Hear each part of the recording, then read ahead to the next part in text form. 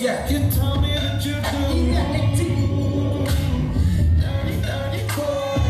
You know everyone is talking on the scene. I'm gonna listen about the places that you clean. And how you don't know how to keep your business clean.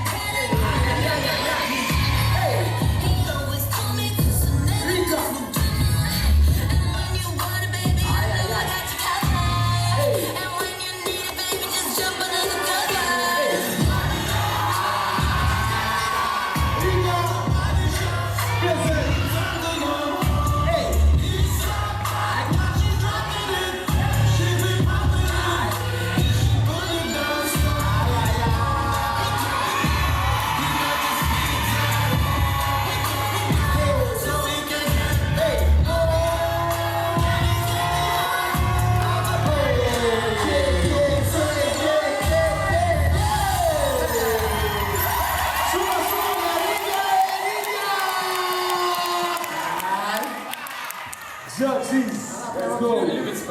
On the 3, on the 2, on the 1.